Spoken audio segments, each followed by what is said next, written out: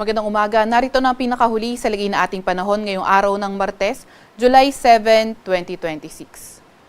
Narito nga ang ating pinakahuling satellite image kung saan may minomonitor pa rin tayong bagyo na nasa labas ng ating Philippine Area of Responsibility. Ito ay si Super Typhoon Bavi. Kanina nga alas 3 ng madaling araw, huli itong namataan sa layong 2,010 kilometers silangan ng Central Luzon. Ito ay nagtataglay ng lakas na hangin na 195 kilometers per hour malapit sa sentro at bugso na abot sa 240 kilometers per hour. Kumikilos sa direksyong Kanluran, Hilaga Kanluran sa bilis na 30 kilometers per hour. Ito ngang bagyong ito ay posible nang pumasok ng ating Philippine Area of Responsibility tonight o hindi kaya bukas ng early morning. Sa mga susunod na slide, ipapakita nga natin yung kanyang track. Samantalang easterlies naman o yung mainit na hangin galing karagatang Pasipiko ang nakakaapekto sa silangang bahagi ng Northern at Central Luzon.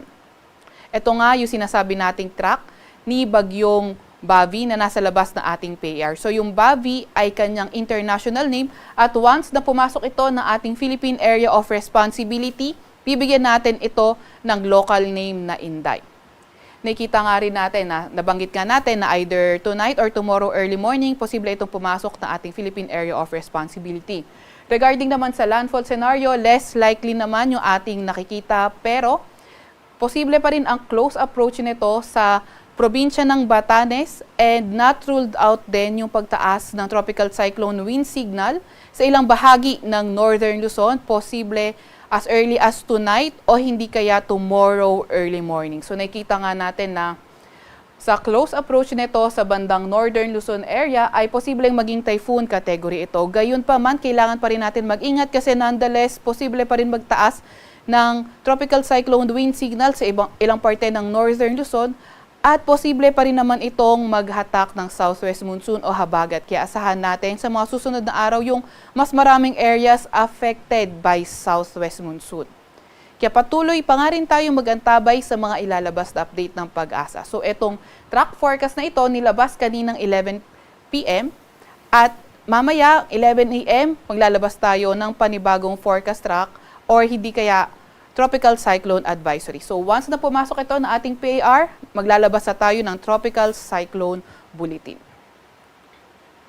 Meron din tayong nilalabas na weather advisory. Ito ay updated kanina alas 5 ng umaga kung saan ngayong araw 50 to 100 millimeters na mga pag-ulan posible sa may Sultan Kudarat, pati na rin sa may Sarangani. Kapag 50 to 100 millimeters yung mga pag-ulan, yung flooding posible sa mga low-lying areas, urbanized at mga malapit sa river at landslide sa mga landslide-prone areas. And pagdating ng Thursday, yung areas naman na may 50 or posible yung 50 to 100 millimeters na mga pag-ulan ay sa mga lugar ng Palawan, Occidental Mindoro, Antique at Negros Occidental. Para naman sa lagay ng panahon ngayong araw, inaasahan natin sa Metro Manila at buong Luzon, maaliwalas pa rin naman yung ating panahon, ngunit may mga tsansa pa rin tayo ng mga thunderstorms, lalo na pagdating ng hapon hanggang sa gabi. Inaasahan nga natin by tomorrow, Wednesday until Thursday, posible magpaulan ang habagat sa kanlurang bahagi ng Southern Luzon. At pagdating ng Friday at Saturday, posible na nga itong magpaulan ang southwest monsoon sa may kanlurang bahagi ng ating bansa.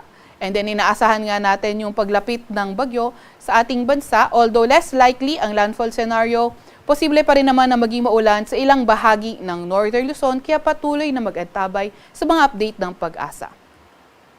Agwat ng temperatura ngayong araw sa Metro Manila ay 25 to 33 degrees Celsius.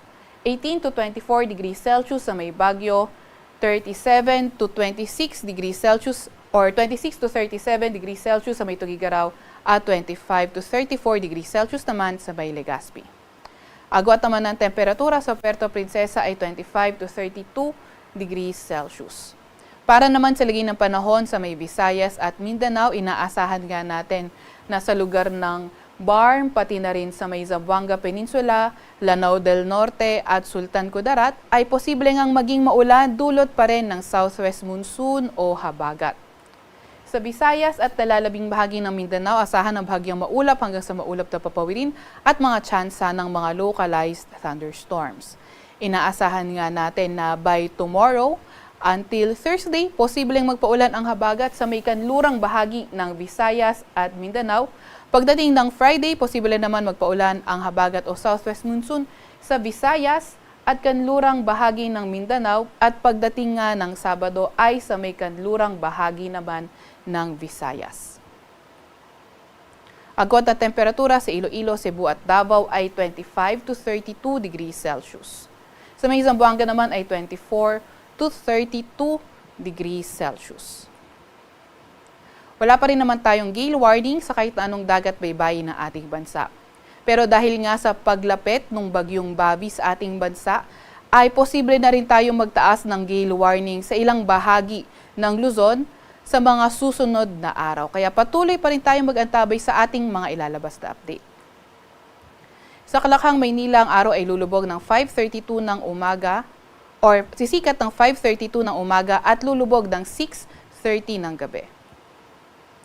Huwag magpapahuli sa update ng Pag-asa. I-follow at ilike ka aming X at Facebook account, DOST-Pag-asa. Mag-subscribe sa aming YouTube channel, DOST-Pag-asa Weather Report. At para sa mas detalyadong impormasyon, bisitahin ang aming mga website, pag-asa.dost.gov.ph at panahon.gov.ph.